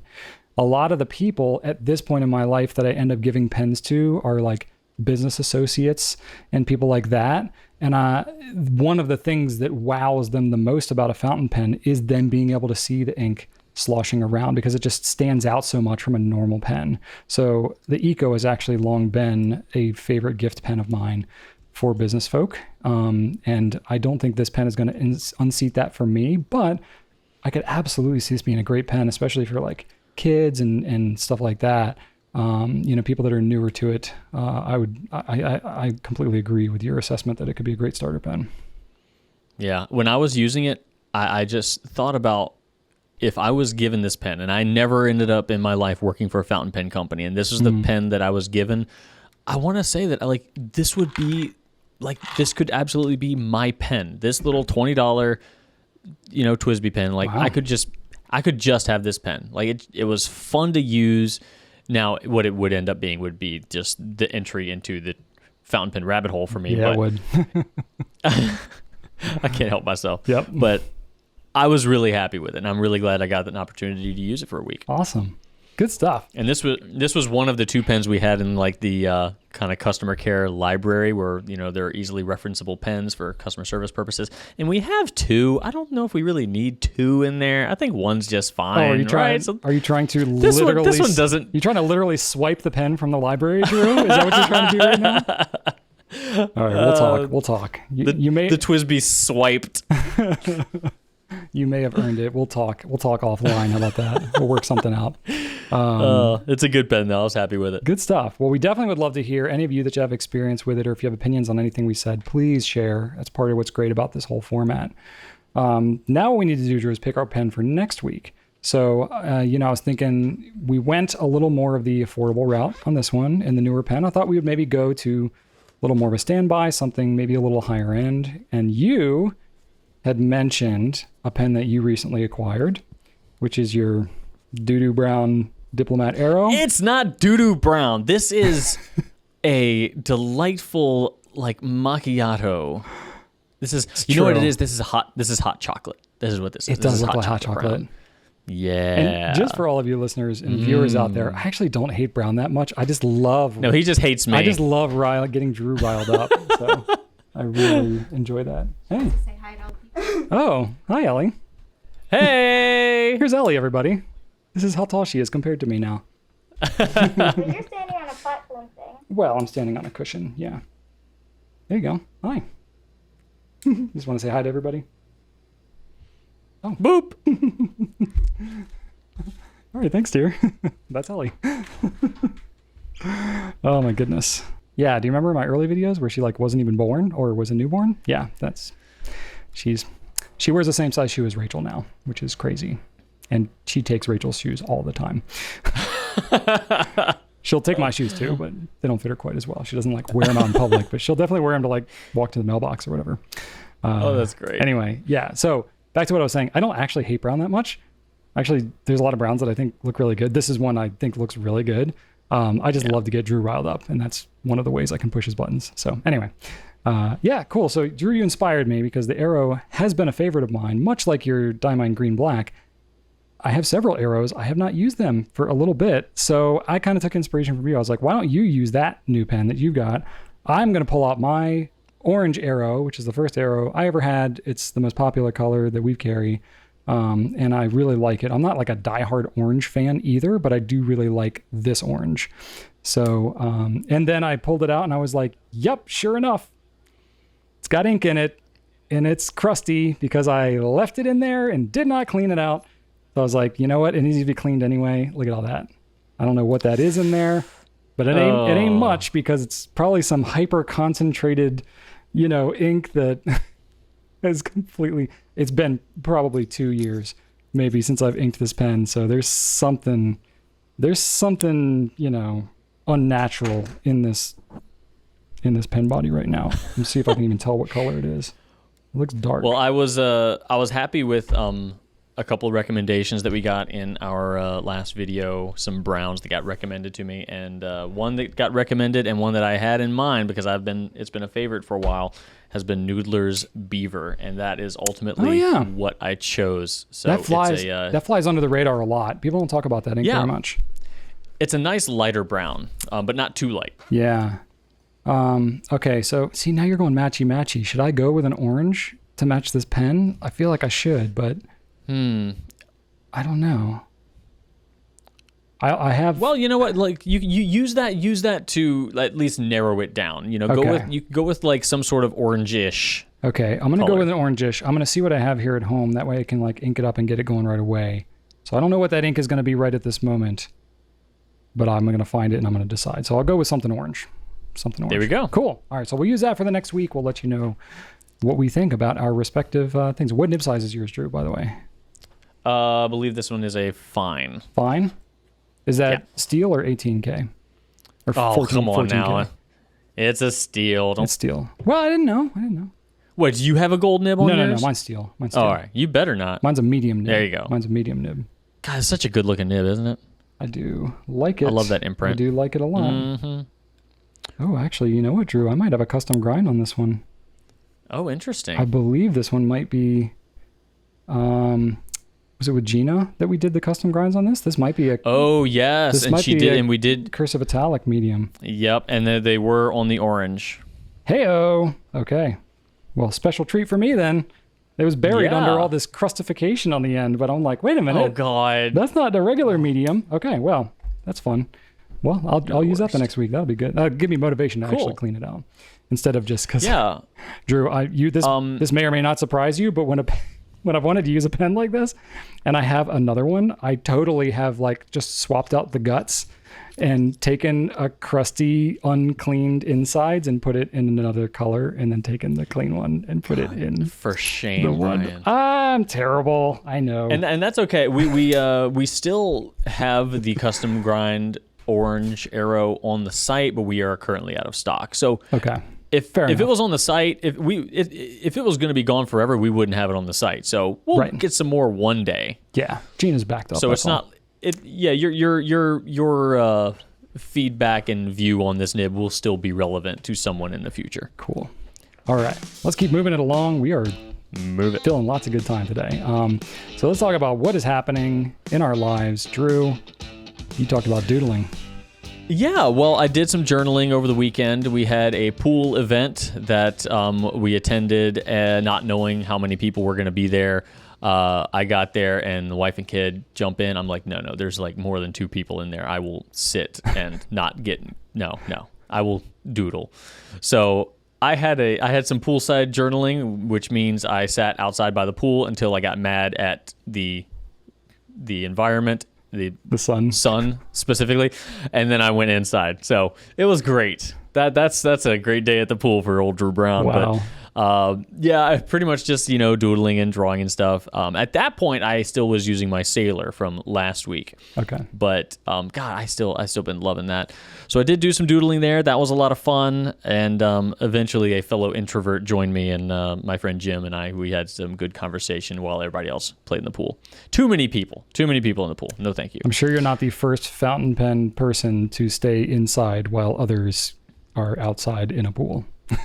Nah, I've got my people out there. There you go. And then, of course, we're filming this on Wednesday. Tomorrow, Thursday, will be my time to meet my son Archer's 2nd grade teacher for the first time and see his classroom. So we're going to do that. And like many parents out there, Brian included, I am just measuring and balancing feelings of eagerness, excitement for the kid, prepping, and that whole like kind of back to school vibe that's normally pretty positive, saving some money on the summer fees that I'm having to pay right now, while also balancing the fear, terror, and just absolute uncertainty of a completely unprecedented beginning of the school year. So not exactly sure how to feel about that whole thing. So, but lots of stuff happening in my brains right now about that. We're all in that together. We're all feeling that real hard right now. Because a lot of us in our local area their kids are starting school next week. Some started this week, others are next week. So it'll be an interesting experience. Definitely the anxiety level has been quite high. I'm right there with you. Our kids got their teacher assignments. Actually, right now, as we're recording this, Rachel is going to be taking Joseph to his open house. And, it's like, I kind of wish that I could go with him, but because of all the COVID restrictions and stuff, they say only one parent can take the kid to the school, and he's not going to get to meet his teacher, so he can get to see the school. But, so it's just, everything is just different and, different than when we grew up, or different than what we expected or what we hoped for or whatever. And it's just, that's just probably the hardest thing as a parent right now, is like, we're excited for our kids, but we don't really know how to like prepare them for this thing, because we don't really know what's happening. And it's our kids have been actually amazingly resilient through it all, and they have great attitudes and all that kind of stuff. But it's like Ellie, she had one friend who they were all virtual last year, so they didn't really get to see their friends much. She was so excited to go back, which has all the combination anxieties and excitements that you're talking about. But she found out that her best friend is going to be getting homeschooled this year, kind of at the last minute, just because they have family like health issues and stuff like that are kind of requiring that. So she's understandably upset, but taking it really well, actually. So it's a mixture of everything that everybody's feeling. So we're just kind of like in all of that.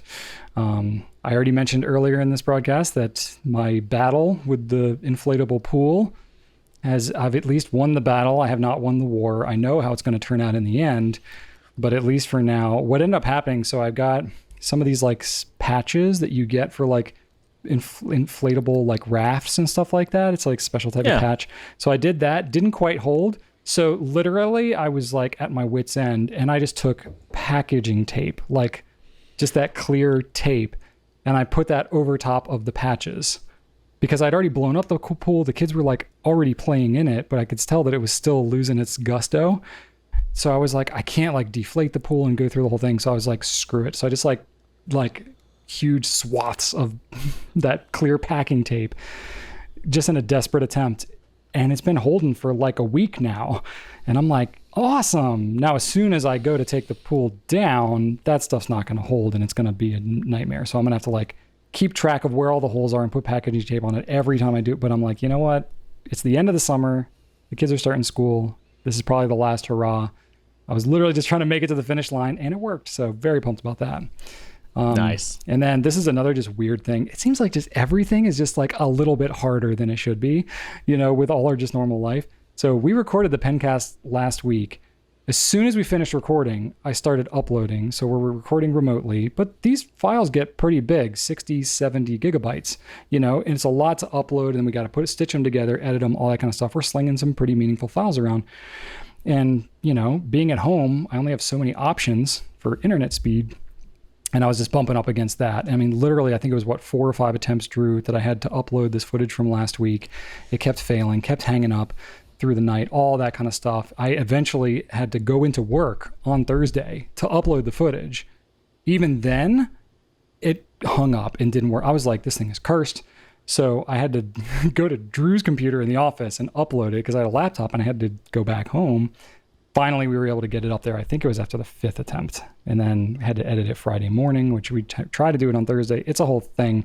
So I replaced my modem, upgraded my internet speed, and we're going to find out this week if that actually helps with the whole upload thing of the Pencast, because it's honestly just not looking like everything's going to go back to normal next week. We might be in this for a while, so I'm like, you know what, let me just friggin' go and just try to address this thing. But this is my last ditch attempt. It's literally the fastest internet that we can get where we live. So yeah, this is as good as it's gonna be. So I hope it's good enough. But we'll get it to function. At least my kids won't also be on virtual school with their calls while we're trying to do our own video calls, while we're trying to upload footage.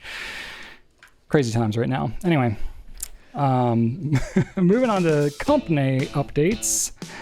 A couple of just, inside baseball type things. We're doing a little rearranging in our office where photographers are going to be getting a little different studio space. So we've been, we got this like beautiful blue wall that is going to make all of their images look blue if they end up moving there. So we got to paint that wall. Just finding a painter and everything has been like moving the earth. But all that's coordinated and it's going to be happening soon. So won't really impact you all very much, but it is definitely something that's going on. So that's kind of fun. Also, I had an entertaining moment with Rachel because she came by to kind of help, stage the office for the rearranging. Okay, and she was just going through a bunch of old crap. And there were these 3 like laundry baskets that I guess had once held like photo props or something like that, and she couldn't get them apart. So she and I are like tugging these things on either angle, like just totally expecting both of us to just like fly back and like land on the ground. Luckily that didn't happen. But the last one that we pulled apart, all of these like old crusty leaves or like some sort of organic material just like all over the floor, just covered the carpet. Wow. And I think we found out that they were like old flower petals that were once used for a shoot or something like that. They were everywhere. They looked just like, oh my gosh, brown, crunchy bits of junk. And we were just like, what is this? What happened? But it just like, because we pulled it apart and then all of a sudden just poof, it's like everywhere, confetti like, of old dead flower petals. Oh god, it was awful. That's really funny. She did not tell me about that. That's quite amusing. Oh my goodness. Yeah, it's been an experience. I mean, we've been in our space now for over 4 years.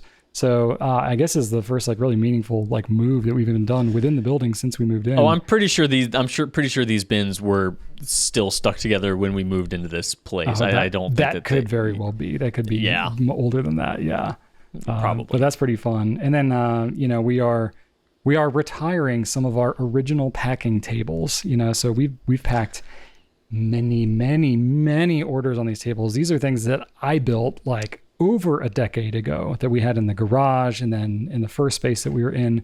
They have more than stood the test of time, and quite frankly, they're just massive. We've changed our process quite a bit over the years.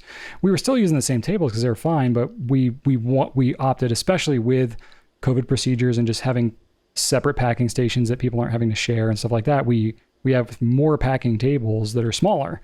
So we are retiring some of the original packing tables that I built with my own 2 hands. So it's a little emotional at moments, but also it was like, okay, yeah, these things have definitely serve their purpose. So it's fine for them to move on. So yeah, a little bit of just like moving things around inside the building, which is always kind of fun. And then just a little heads up here. So we are going to be closed. Our whole office is going to be closed this coming Monday for Labor Day, as is not super unexpected for a lot of companies in the US, but that'll be our case. If you order something, from the time you might watch this video on Friday through Tuesday, any order won't be shipping until Tuesday again. And same with emails and live chats and all these types of things. So that's a thing. And then I just wanted to quickly mention in the personal message in our newsletter this week, which I already did, just the fact that we're not going to do a whole lot of like crazy sales and stuff, Black Friday sales, all that type of stuff coming this holiday season.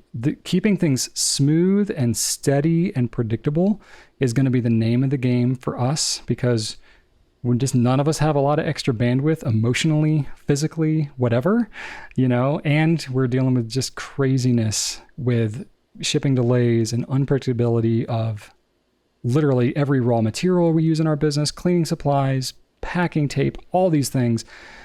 Random stuff is just getting back ordered, all over the place, and we can never predict it. So we're just going to try to keep things smooth and steady. So you're not going to see just a lot of just crazy things happening from us this year, but we are going to try to provide you the most consistent experience that you would expect from us.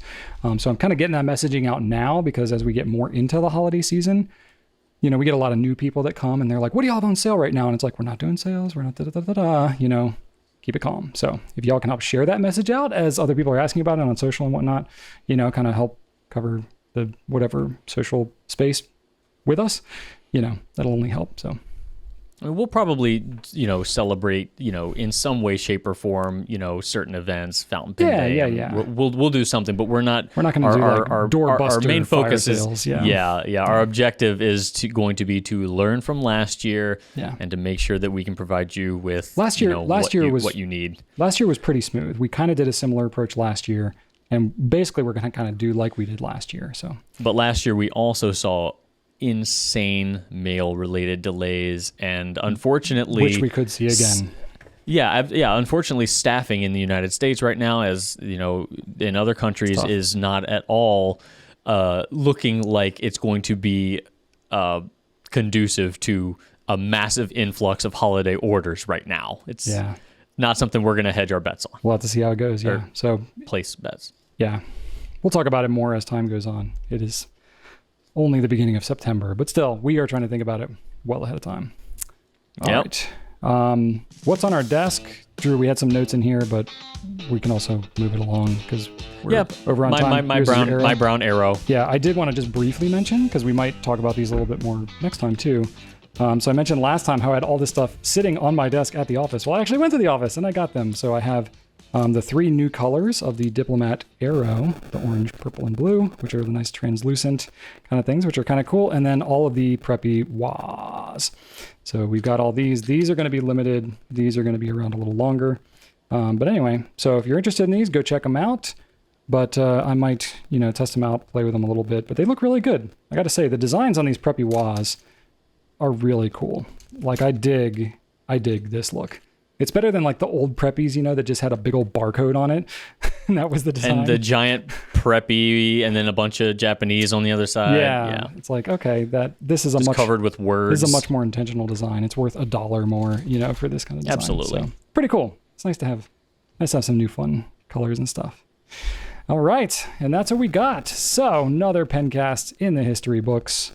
Thank you all for watching and putting up with us. Love your feedback. Please leave us comments. Let us know what questions you have. Lots of just great comments. I think we had like over 200 comments on the last video.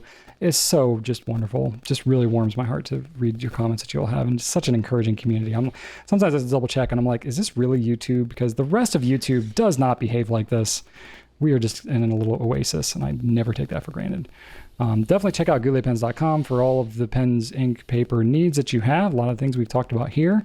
If you're listening to us in audio form, by all means, you can email us at pencast@gouletpens.com, and we may read those someday. And my random fun fact, since we are coming towards the tail end of summer here, Drew, I thought I would throw a random summer fact in here. If you've ever heard the term dog days of summer, I've heard of that. I never actually really knew what it meant, but it turns out it actually originates from astronomy. So I know you like space things. So I was like, I'll bring this fact up. Maybe he'll care. Maybe not. So apparently the dog days of summer phrase was not inspired by lethargic, overheated pups. It was the dog in question is Sirius, the dog star, which rises in the sky during late July as part of the Greater Dog constellation. According to National Geographic, to the Greeks and the Romans, the dog days indicated the hottest time of the year, a period that was said to bring fever and other types of catastrophe. So apparently the dog days of summer are related to heat, exhaustion, and catastrophe that correlate to the Greater Dog constellation. So who knew? Thought that was kind of a random, interesting fact. Not that we're in the dog days of summer at this point, but or if you're in the southern hemisphere, it would be the dog days of winter, I guess. But here we are. Fun random facts. If you've listened this long, you clearly, no one has listened this long. You clearly have nothing better to do. Anyway, I'm just kidding. Yeah. You might, but thank you. We honor your time. Thank you. Thanks, everybody. We'll see you next week, and right on.